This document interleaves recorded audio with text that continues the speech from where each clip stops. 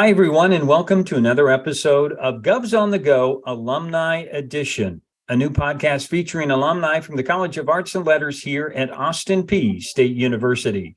My name is Dr. Buzz Hoon. I'm the Dean of the college. I'm also the host of the podcast. Today, I have the pleasure of speaking with Maxie McClintock from the class of 2002. Is that right, Maxie? 2002? Yes. I am a governor. I am so happy to be with you guys today. I am a graduate, 2002.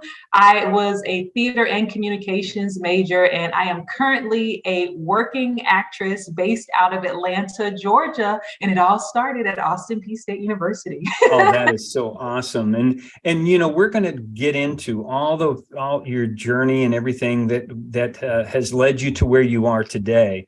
But it's just so impressive, your career so far. And we're going to get into that. But I always like to start at the beginning, because I think that as we were just discussing before we actually signed on here, is you're from Alabama. You're born in Alabama, but you are a child of military. Your parents were, at least somebody in your family was a military person.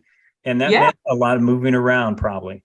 Absolutely. And that's really where the journey began. My dad was in the military, he was in the Army, and we moved around quite a bit. As an adolescent, we lived in Kentucky, we lived in Schweinfurt, Germany. So we actually lived in Schweinfurt, Germany for most of my adolescence.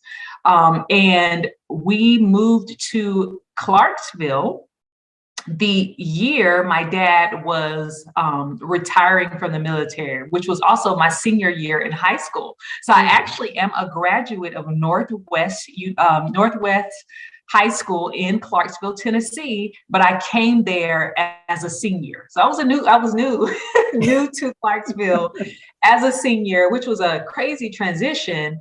But through that school, I actually got a theater scholarship to Austin Peay. Oh, so that's awesome. It was like a blessing in disguise. Well, I always think that military children have to have the ability to adapt, because, they're meeting new people all the time. Yes. They have new friends, new environments. And I'm sure in some ways now that you are an actress and all the things that you do you think that may have shaped you into who you are? Yes, I've never met a stranger. I'm not afraid of any entering into any scenarios with any type of people. You could be super famous, and I am the same person as if you're just my buddy from down the street. And so it has really been helpful. It's really helpful for my personality. Even though I'm my daddy's child, my dad's never met a stranger either. But yeah, being a military child allowed me the ability to connect with all types of people on the same level. So your dad must have had quite the personality. And so, so do you think that that's something that you also sort of modeled? And what did you get from your parents that, early on that may have shaped you into who you are? Well, I got from down to earth. So that's actually what I got from him. The theatrics come from my mom. My mom can tell a story, listen, and she'll tell it 100 times. And I think that she's very descriptive in whatever it is. And so it pulls you in. So I think the storytelling really came from her. She's going to tell you what happened at work, and she's going to give you the facial expressions. She has evaluated what the other people thought, how they looked, what they said. And so it's like a combination of those two pieces, coming together, and, then there's me. So when was there a point early on when you thought to yourself, I'm probably a performer as well, that this is something I'm probably pretty good at? Yes. So I started taking theater classes when I was in high school. So my first class was in 10th grade, and I was really interested in it. It was like one of those things, was an elective. I just signed up. I didn't know anything about it. And I was just like, but I took the class and I was like, I really, really love this. By the time I got to 12th grade, so when I got to Northwest High School, my teacher there, and I can't remember his last name, but my theater teacher at Northwest was like, if you do not pursue this as a career, it's going to be a waste of talent. And that was the first time that anyone had ever given me praise for something that so I knew for sure a grown-up was telling me, and then he was very specific about it. If you don't do this, it's going to be a waste of talent. That was profound. It was really a major shift in my life. That particular year, I had also written, directed, and starred in a stage play that we produced at the school. So I was all the way in. But again, that statement shifted my life, because that was when I really realized this is something I could do. Now, then it was the trying to figure out, okay, now how do I do it? Right. How do I do it? So Austin P was smart enough to say, she's got some talent and we got you to come here. Yes. And so you were in theater and in communication during that time. So let's talk about your early memories. What do you remember? What were some of the first things that you remember getting involved with? Well, first of all, I received a Tammy Milliken Memorial Scholarship. So that scholarship is a theater scholarship at Austin P. And as a part of the theater program, we had to, build the sets, be a part of the productions, like all of the above. So that was the first piece. And then as a student, I mean, there's so many great memories, again, because we had to be a part of every piece of storytelling. We had to go and build the sets. We had to do rehearsals. We had to be the stage manager. We had to go and be a part of we go and do ticketing. So we were a part of every single piece of how a show is laid out, That's such a great way to understand that all those things, I'm sure a lot of people only see themselves as performers, but having that exposure to all those other areas are just ways that we're, again, putting skills within your skill set that might help you at some future point in your life. Yeah, and it's important for you to be a part of all those pieces so that you can find out where you fit. That was one of my biggest memories as a student was I always had an internship. So I did an internship. I did an internship for Disney. I did an internship at the theater there, Austin P. I did an internship at the news station. Like I did an internship in different areas just to make sure I was clear on where I wanted to continue to build once I finished with my degree. Oh, wow, that was so wise of you at that time, along the way, I mean, that's what a young person needs to do, is kind of explore the different avenues so they find out what might be the right area for their talent. Yeah, and in a professional setting now, as a professional, each department in storytelling is very important. It's make or break. The people that I'm surrounded by are very passionate about storytelling. I'm talking about the hairstylist, the wardrobe, like all of these pieces matter. They matter to story because it's a part of making the audience believe. And so each person's role is vital. You cannot have a successful show without making sure that all these people are on the same page. And each person's role is, it's everything. Because if something is off, you're not winning an Emmy. And that's true. I hope that our listeners and viewers realize that what we're doing is something that you mentioned, the storytelling idea, that so many of what we do within the arts, and also I think also within humanities, is we're trying to find ways to tell the human story. Yes, and we can do that in a number of different ways. And while you were here, I'm sure that there were other students and faculty members that maybe you remember having that also gave you some support and showed you that they believed in you as well. Yeah, I mean, you know how it is when you're a student. I feel like I was running amok. I was also an RA. Like I had a day job. I was trying to make all things work. But I remember, like in the communications side, Dr. Yvonne Prather, she was always there for me. And again, we ran amok. They were probably like, oh goodness, these kids. I don't know if y'all gonna make it or not. But I knew I was gonna make it. I was like, I'm gonna make it. Just help me. I'm gonna go and be the in this committee and this group. And then, I was that person. I was involved in every little single piece. Dr. Filippo, on the theater side, I remember him being very encouraging. You know, there are so many, you know, people, including like we even had like an admin. Her name was Samantha Townsend. You know, that Samantha Townsend was very encouraging to me in, you know, letting me know, hey, you can do this, but it's just going to take a lot of work. I'm so glad Sarah you- Gocher, the Gochers, Sarah's husband also worked, but Sarah Gocher was on the theater side. I think she had done some commercials back in her early days. So she was a great, a person that a resource that I could go to try to get a gauge on how it worked, you know? So all of those people are people that stand out to me. Oh, that's so great that you know, people of all different areas too, that you mentioned, which is, you know, what I have found very attractive about this university as well, that you find people throughout the entire department that are just wonderful and supportive to our students. And it really is about the relationships, because they are invested in your success. And I know that if some of them see this, they will be so happy to see you. You are also president of the NBS AERO chapter. Yes, Which I was. yeah, and that's a terrific. You know, for those that don't know, that's a honor society associated with the National Broadcasting Society, and you know, all those kind of things. You're an RA.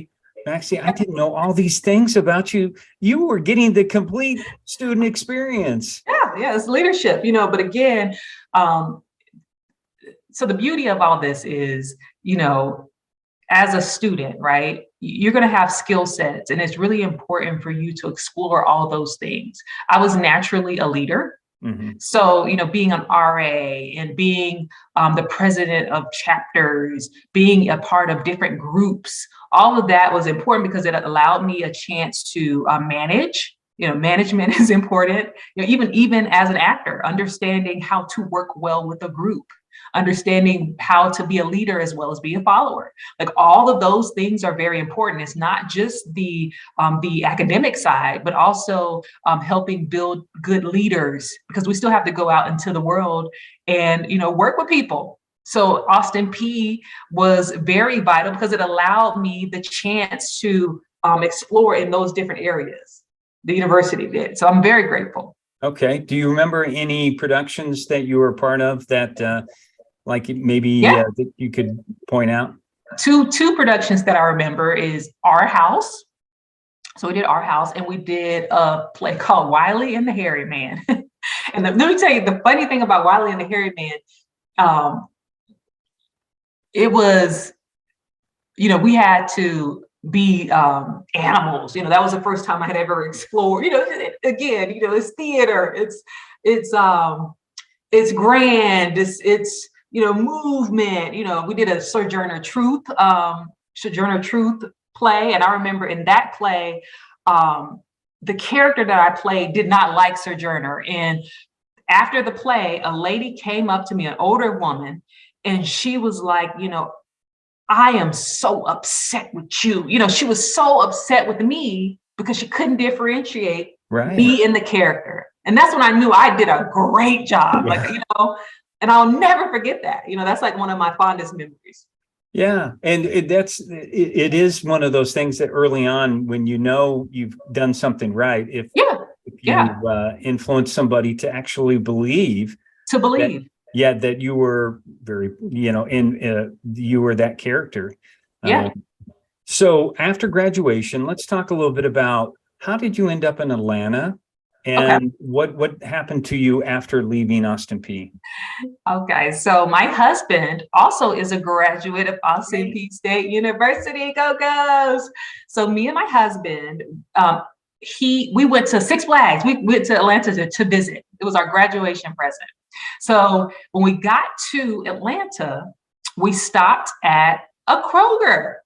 And back then, magazines were like a big deal, you know, like I was into reading magazines. And so we stopped by the magazine section, and there was an entertainment magazine. So I opened up the magazine, and there was an article about Atlanta, Hollywood. In that article, it discussed Tyler Perry Studios, and Tyler Perry at that time was really a playwright. He was doing stage plays, and he was going to build a studio. Okay. And Robert Townsend, who is a veteran actor from LA, had just started the Black Family Network here in Atlanta. So that article stated that if you were a performer of color, Atlanta would be a good place to start. So I read the magazine, I'm like, oh my God, is this a sign? Is this a sign? Is this? It has to be. You're in Kroger. I'm like, oh my God, this is it. So that was actually the decision, like that started the thought process of moving to Atlanta versus LA. Okay. And that's what we did. My husband, at the time, he was my boyfriend, and I was like, hey, maybe we should, start our life together in Atlanta. He was willing to do that. Yeah. Oh, that's great. Maybe we get married or something, and we did. I have to, I'm always interested. How did you guys meet then? There had to be, something, because I did not know he was a graduate. So now I need to know how you guys met here. Yeah. So my husband was popular. He was the captain of the football team. He was in a fraternity. He was like really popular. And, I'm a theater geek, so I was semi-popular, but not like him. And, but when I went away to do my internship at Disney, one of my internships at Disney. So Disney, I stayed there because they have like an internship where you're there for about 9 months. So I went and did the internship, and that was the first year that they were offering online classes. So I'm like, oh, this is great. I can take my last class and I can do this internship. Well, it was a crash and burn. It was a disaster. Oh. I flunked the class. Like, I mean, it was just a complete disaster for me. Okay. Not a good situation. So I still had to, or maybe I didn't flunk it, but I didn't maybe I made a D, it was not good. So I had to come back to retake this class because that was supposed to be my last class before graduating. And my husband was working at the computer lab because my new thought was, okay, this time I'm going to be in the computer lab every day. Like I'm going to be so focused on this class, like me and the computer lab are going to be buddies, And so my husband, he worked at the computer lab, and every once in a while he would like look over from the, from the screen because he was like in the front. And so I kind of knew, I'm like, what is going on here? And he had a cousin that I knew, and his cousin was like, hey, my cousin thinks that you are a cool cat and he really likes you. And I'm like, that's interesting. So one day, but he's like a person that's popular on the outside, but shy. A lot of popular people are like that. They're shy people. So one day I'm just like, okay, well, this guy's never gonna like say anything. So let me just write my phone number down and I'll just give him my phone number. That's the only thing I'm going to do, though. I'm not doing anything else, like, hey, call me. And so he did, and so from there is where we, started our relationship. But yeah. Well, it's a good thing that you went and gave that number to him, or you would never have gotten together. Right. I know. He should be so happy. He should be. He is very fortunate that you took pity on him. Yes. So so you moved to Atlanta, and then what happened after you got there? Yeah. So, and this is for all the students out there. No matter what your dream is, the first order of business is you have to be able to pay your bills. So we moved to Atlanta. We got jobs. Now, this is very important. I had a theater/communications degree. And that is because my parents felt like I needed to have something else, because when you're working in the arts, that's non-traditional sometimes. It's non-traditional pay, non-traditional type of job. So more secure is the communication side.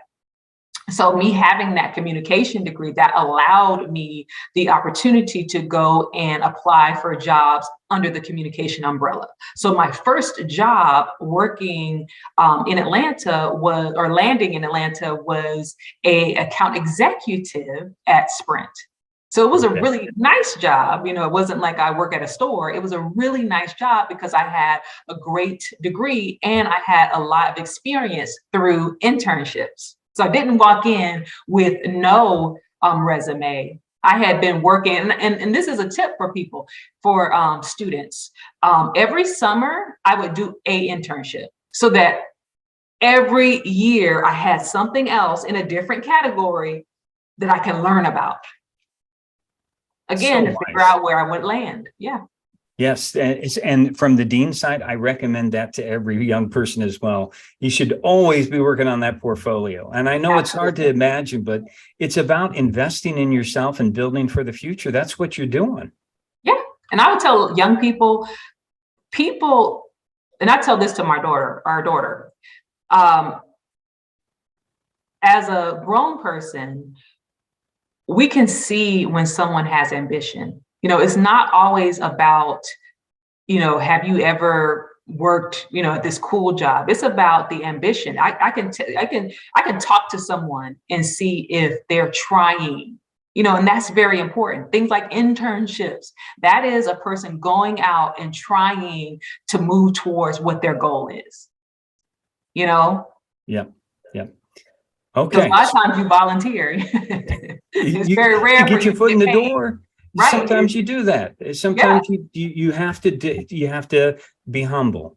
Yeah, because the only internship that paid me was Disney. All the rest of them, it was like me volunteering. You know, I was working there, but I wasn't getting paid. So. Okay, so you got your job. Yep. But I got a job. Then how did you transition into acting? So acting was, I was like, okay, I have to get a job first, and then I have to figure out how does it work. So one of the things, I didn't know anyone in life that was a professional actor, period. I never knew anyone in real life, but I knew that it could happen because I'm going to theaters and I'm seeing people there. So I'm like, okay, they've done it.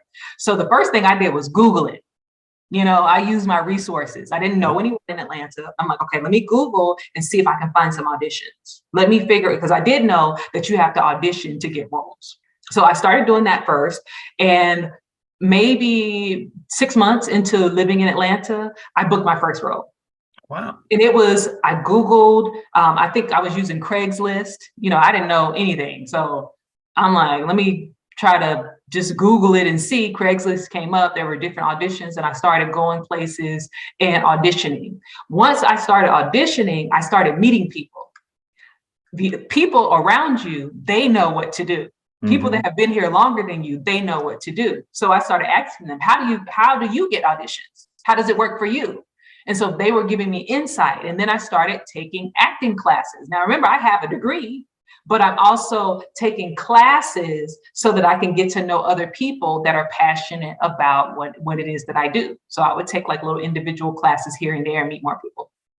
Oh, you mean, so you haven't learned everything about acting already? No. There's always something new to learn in life, in everything that we do. Yeah, and I hope people understand that it is a continuing evolution and growth period for people. But I like that you have this great dream, and so it's how you're going to make that into a reality. I think that's just and along the way, you continue, which is a great humble way to think about it as well. You ask for help. Yes. You have to be willing to ask for help. You have to be willing to understand that everybody is in this together. There are people that are in front of you that are going to be behind you. You're going to be in front of people, then you're going to be behind them. Like all of those things are themes for artists and things people need to understand about being an artist. I think as a student, the thing I didn't know, so when I entered into the world of theater, I thought that was going to be my life, actually. Television, that wasn't something that I thought would be the lane. And it was because that wasn't what my degree was in. That wasn't really what the basis of the training. But theater is, a lot of theater people are on television. So when I got to Atlanta is a television market. So they like theater people because we understand story, we understand character development. So it was an easy transition, but it's just I had to get into the market and really learn how it worked, learn how to get auditions. I had to get an agent. Like I had to learn the business. And that's something that takes time. It takes patience. And it takes a real love for what it is that you do. Because it takes a long time. We're talking about 20 years later. which is a wonderful, now looking back, we know that there's success during this period of time, but at some point going to auditions, you must have, just thought to yourself, okay, how many more am I going to, because there's a lot of no's, and I'm sure you heard lots of yeses along the way, but you also hear some no's along the way, and you have to believe in yourself and what you're doing. You have to believe, and you have to, I will be a performer forever. This is a lifetime commitment. Okay, so there's that. I also believe in myself. So I know that there's always going to be a story that I can bring life to. There are so many no's that it's almost laughable because you got to have thick skin. I audition on average 5 to 6 times a week. That's a lot. It's a lot of no's, but that's me and everybody else across the country. We're all the same, so it's not something that's just unique to me. Do you have some funny stories about auditioning? Yes, I have. Oh, do I? Oh my goodness.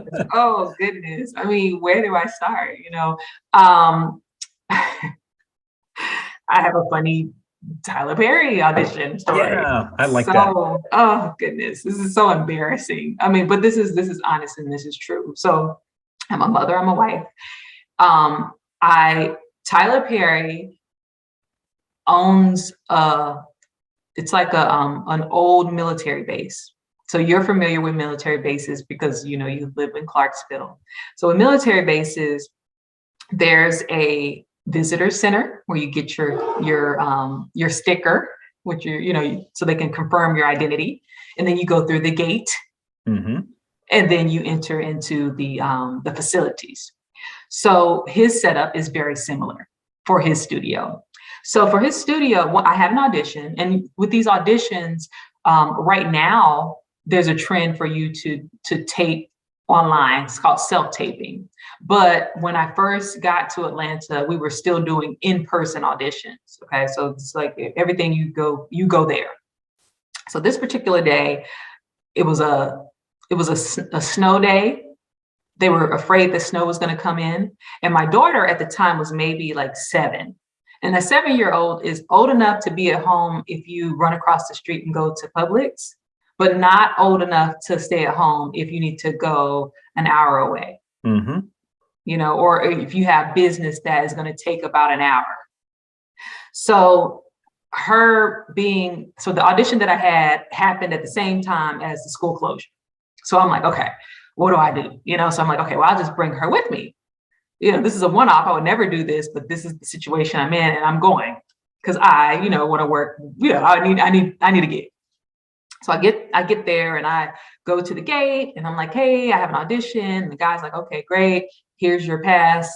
Boom. So now I'm like maybe 20 minutes before my audition. I'm feeling good. So I pull up to the gate and they're like, well, she needs a pass as well. So I'm like, oh my goodness, no. So I got to go back, So my heart is beating fast now because no one wants to be late. We always want to be early. It gives us time to relax. It gives us time to try to get into character. So I get back to the gate and I'm like, I need to get a pass for her really quickly. And so the guy's like, well, this has never happened before. No one has ever brought their child to an audition. Oh, So come I'm on. like, oh God, I'm the first, like, Mhm. oh God, this is so embarrassing. He's like, I need to call my manager to see if I can get approval. So now my heart is beating because I'm like, okay, now the time is dwindling down, so maybe 5 minutes before my audition, they get everything cleared and I get back to the gate. So as we're going to the gate and I drive up to the location where we're auditioning and I finally get there, maybe it's a minute before my audition. So I'm like, now I'm still panicking because again, you give your lot some time so that you can just relax and kind of get into character. And so as we're pulling up, my daughter's like, my stomach is hurting. I need to use the restroom. And so I'm like, okay, really quick. So I go to the secretary, like, hey, I'm here for my audition. And my daughter your daughter, I'm like, oh God, right? Your daughter, she needs to use the restroom. And she's like, well, the restroom is behind this security gate and you'll need to go with her. So I'm like, okay. So we get into the restroom and I'm panicking at this point, okay? Mm-hmm. Because my daughter is like, oh, I'm not feeling well at all. So she's in the bathroom blowing it up, okay? I'm like, oh goodness. So at the same time, I'm standing there in the restroom. It's like a 2-staller. The casting director, who I've auditioned with for many years, came into the restroom. But remember, my daughter is in there with a stomach bug. Okay, so it wasn't a pleasant experience. Oh. But because no one brings their children, it looks like I had the stomach bug, and now I'm standing there washing my hands, and it was such a unpleasant aroma that she immediately turned and left. And so, of course, I'm devastated and embarrassed. Okay. So it's like little fun things like that happen, occasionally where we're completely embarrassed. And probably, she probably doesn't even remember it now. Yeah. Well, that's a funny story. Maybe a future, who knows, a TV episode or something that will come out of that. Right. I mean, it was just so embarrassing. It just it was so much. But I mean, I've had so many. Oh, I have another one if we have time. Yeah. So Absolutely. I've been a graduate for 20 years, but I'm also fake 27. So I still audition for roles that are younger than what I am. Okay. So my agent called me. I had an audition for a show, and the show's really popular, and there are dances involved. And I auditioned for a character, and I auditioned multiple times for this character. So usually once you have an audition multiple times, for sure that you're being considered for the character. So my agent called me, and the show was like about a dance, right? Soul Train, actually. And my agent called and she said, hey, can you dance? And I'm like, yeah, I got the moves, like what? And she said, okay, great. The casting director wants you to meet them at this dance studio for this last leg of the audition. So at this point, I'm getting nervous because the character that I was auditioning for, it said 20s. Okay. 20s. Okay. And I remember I'm fake 20s. Mm-hmm. So I'm like, okay, this is serious, So I get to the dance studio, the choreographer, he had on hammer pants. And so I'm like, oh my God, this is about to be this is going to be strenuous. I can tell, because if you have on hammer pants, you are a dancer. So we get in there, and the other people that were being considered, they were in their 20s for real. They had the endurance, Mm-hmm. So we're in there, we're doing all the dances that we choreographed. So by the fourth round, the real deal started shining through. I'm in there. So of course they're like, thank you, Maxie. Next. Oh, and I was so embarrassed. And I said, "Well, somebody please call my husband." Listen.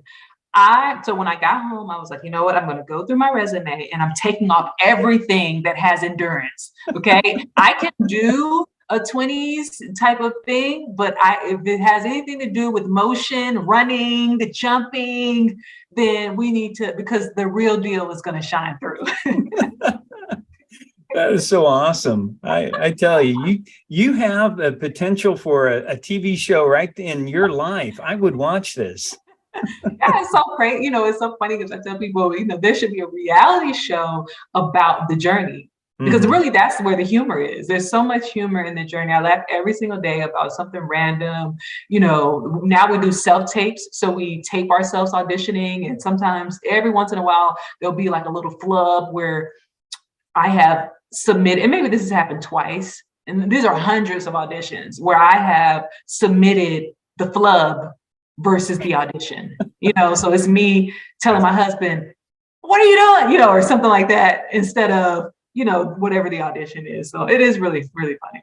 It's like the wrong text to somebody where you've sent it and thought, exactly. I need to send that to you. And when it's sent, it's sent. So. Well, let's talk about some of the projects you have been involved with that you're really proud of and glad that you're associated with. Yeah. So at this point, I feel like, so let me explain to the audience about the journey, right? So when we start this, you never know where you're going to land. So all we're doing is we're putting ourselves out there and we're like, okay, I pray that the right stories come to me. Okay. When I was a student, I remember someone came up to me and was like, you know what? You look like somebody that'll do kids movies. I was an RA at the time, and I was standing outside, and someone said something that to you, like, what? Like I didn't know my face looked like that. And at this point, I do happy movies. I do things that are, I feel like in that wholesome category. Alvin and the Chipmunks, I'm a part of that franchise. I just did this past Christmas, I was starring in a Lifetime movie. I did a Hallmark movie. It's like content that is wholesome has been something that has been reoccurring in my life. And that is something that I'm really proud of because it is content that I can watch with my parents. I can watch with my child. When I go to school for career day, I'm proud of the type of content that I have to show. And in this season of my life. And that it must be something about your spirit that just reflects because you obviously have success in that area too. So, yes. So that must just be part of your DNA. Yeah, it must be, because again, it was identified. I remember I was just standing out there thinking, I wonder why that would be the thought, but there is something about my essence and there's something about my face, there's a joyousness, Now I have worked on other things that are a little more gritty, like Ozark, things like that. Right. Yeah, I was going to ask you about that. It's my wife's favorite TV show, and I cannot. It just is too, for me, trying to watch that, it is just so impactful. I can't watch it. It's very gritty. Yeah. It's very gritty. And I booked a pilot on that. So I did season 1, episode 1. And then we shot it a couple of times because when you're doing the pilot, sometimes they're trying to figure out the tone, because they've never done it before. Right. So it's like, all right, we got to adjust this, adjust that, because we got to get the vision right. Well, so how do you think you are now, 20 years after Austin Peay? How do you think you've evolved as an actor? What kind of, what's still out there that you want to do? I mean, you've got into producing. Yes. So I've gotten into, I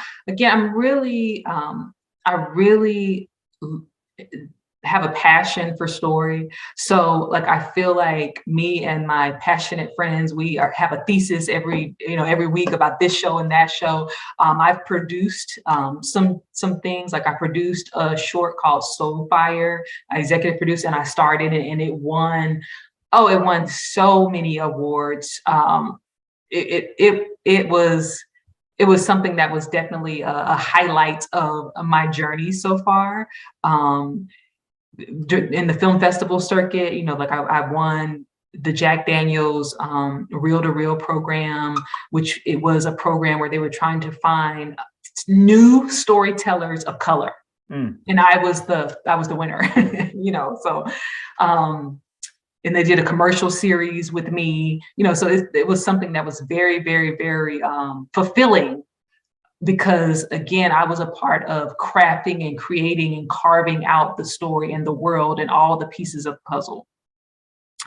But where I am now, so I've learned a lot about the business, so I know pretty much everything, again, because I'm always a student. I've never stopped learning. And I accept what it is to be a artist. I think when I was a student, I was telling somebody earlier, when I was a student, I remember, and I think it was Dr. Gocher, she told me that prepare to live in your car. She told me that. And I remember as a student, I didn't understand that. I was like, I don't get, why would you, but as— Not a great thing to say to a young person, what? That doesn't sound like fun. Right. But that's an honest statement. So this is what I will tell students, okay? As an artist, especially as an actor, a big piece of my job is waiting on a yes from someone else. Because these creators, they have a vision, but you have to fit into the vision. You have to be a match, because they have to serve the story first. That's their first job, is to serve the story. So it's not personal. The no's are not personal. I'm sure they love me. I am a light, Wouldn't they? Of but course. I am not a fit for every single story. I'm not. Right. There is someone else where that role was made for them. So there's a reality there. That means that you're not going to book every single role. And that's with the most confident person in the world. I'm confident. I 100% believe in myself, okay? But I also know that I'm not a fit for everything. The landscape, though, has changed from when, some of my professors were out in the industry trying to make it. What has changed is, one, the way that we audition. We audition now. I audition here in Atlanta 95% on tape. That was something that wasn't even an option back in the day. And so you had to allow time to travel. Even when I first moved to Atlanta, we were going in person. So let's say you had a day job, auditions come in and they give you about maybe, let's say, 2 days notice. So you have to work around that. And remember, I told you I've auditioned maybe like 5 times a week. So imagine 5 times a week, you got to tell your job, hey, I need to go here and go there. So a lot of actors back in the day, they would be servers or, something that's really flexible where they can switch out their schedule with someone else that works with them. And their job is not a job where if they're not there, the business is going to fall apart. Nowadays, because of the self-tape and because of online jobs, people can have a more balanced life. You can have an online job and still be a working performer because you can do all the things from your computer. So you just record there at your home. Exactly. Okay. Huh. And again, because I'm not getting in the car every 5, and all, I don't have to work around that, which again, you have to find jobs that can work in that little circle, be a server, or just something really flexible, low pay, you can have an online job and do this. So a lot of performers that I know at different stages, people that are season regulars on shows or reoccurrings on shows doing different movies. Some of them have computer jobs to supplement the income. So we don't, in Atlanta, we don't have a wave of people living in their car. So that has changed, you know? I hope for the better. Yeah. Yeah. And it creates a more balanced life. So Maxie, and I've appreciated all what you had to say and shared with us. You know, part of your dream as a young person has been realized in so many ways. What part of your dream is still out there that because I'm sure you're going to accomplish whatever part that you want to. What's still out there for you?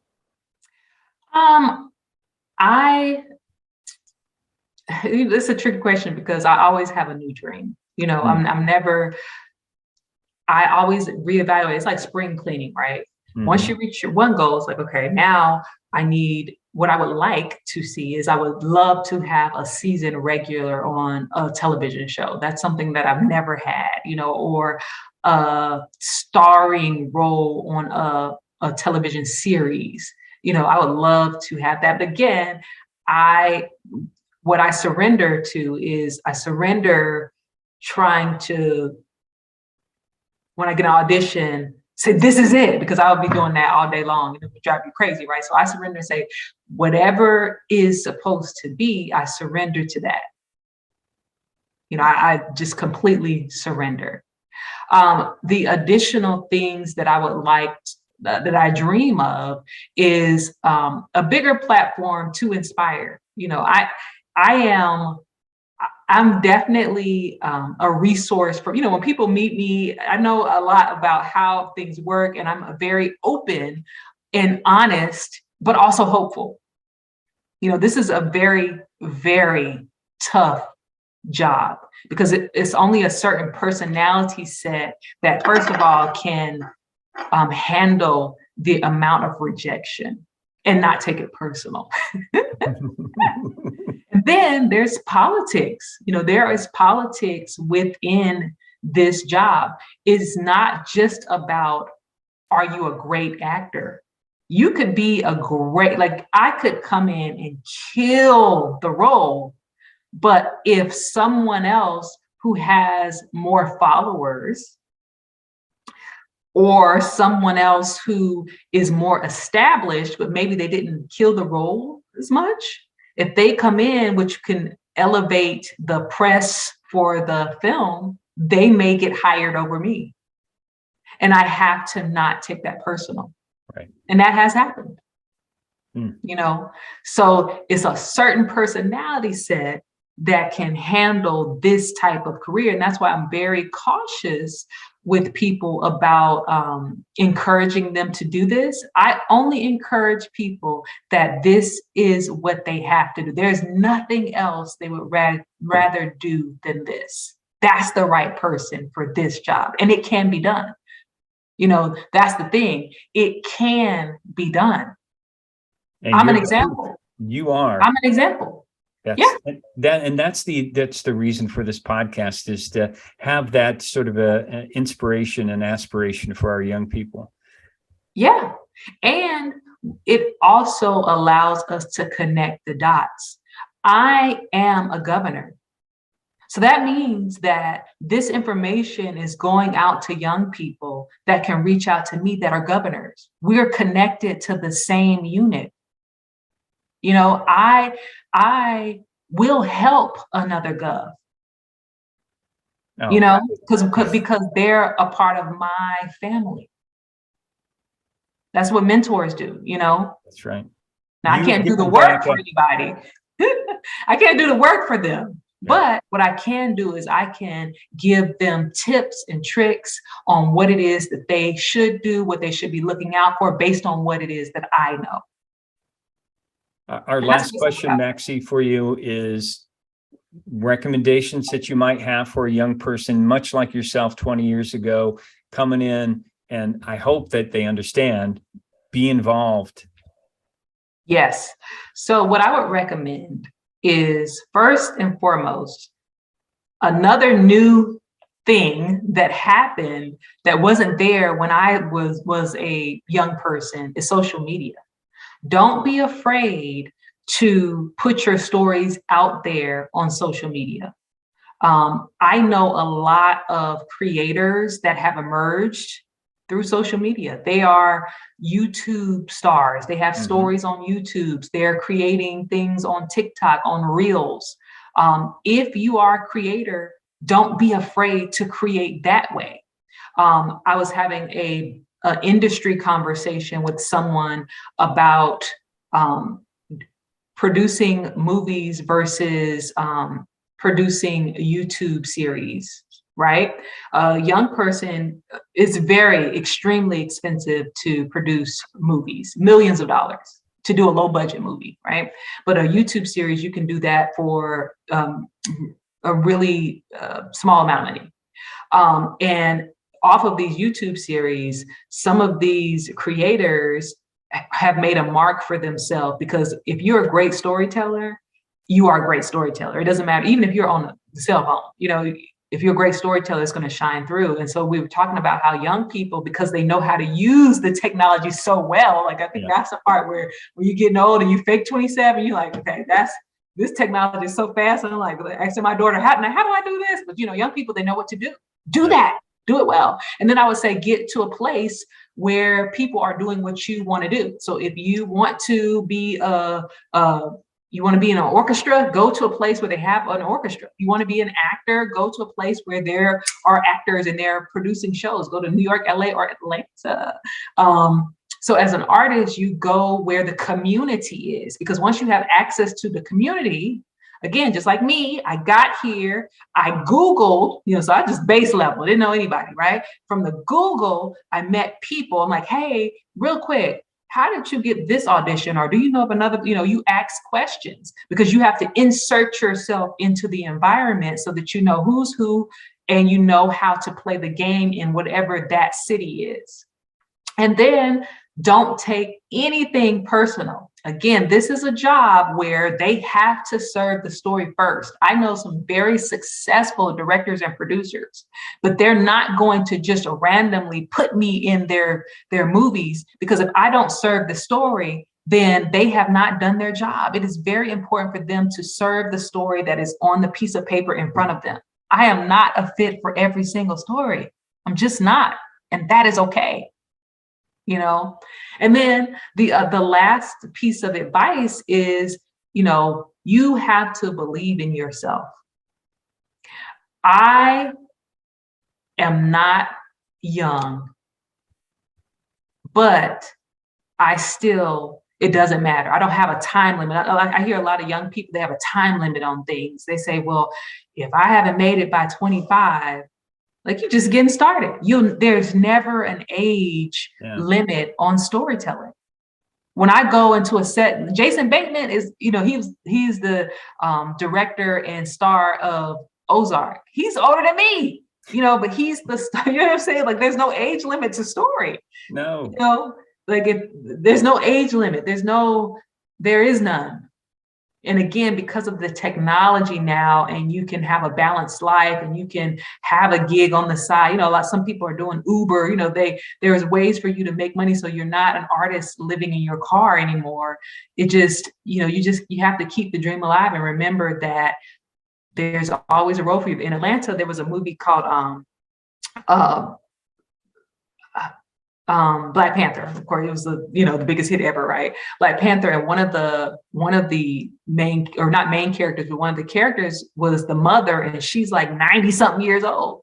She booked a role at 90 something years old.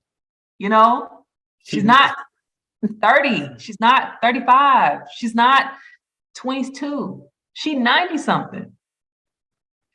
So you can tell stories forever. Yeah. Good point. I'm so glad that we had this time to talk. It's been great. And next time you're in Clarksville, I hope to see you, your husband, and I don't know if your daughter will make the next trip, but so great to catch up with you. Yeah, it was great. I'm so thankful for you guys chatting with me. And again, if there is, anyone out there that would like to reach out, feel free to. I'm out in the social space, Maxie McClintock, and that's on, all the social spaces. And something I didn't mention, but it is important. Maxie is my maiden name. So that is my last name. So as a student there, people knew me as Shatoya Maxie. Shatoya. Okay. Yes, but Maxie is my maiden name. Okay. So now on screen, my name reads as Maxie Shatoya McClintock. So I will from now on call you Shatoya because I feel like okay, I am. Well, it's been a great time talking with you, and again, you're always welcome here on campus, and we can't wait to see you again. Oh, thank you so much. And I enjoyed you guys. And thanks to our listeners and viewers out there for checking out the podcast. We hope that you will join us again as we continue to profile some of the outstanding alumni we have in the College of Arts and Letters here at Austin Peay State University. So until next time, stay safe, take care, and God bless.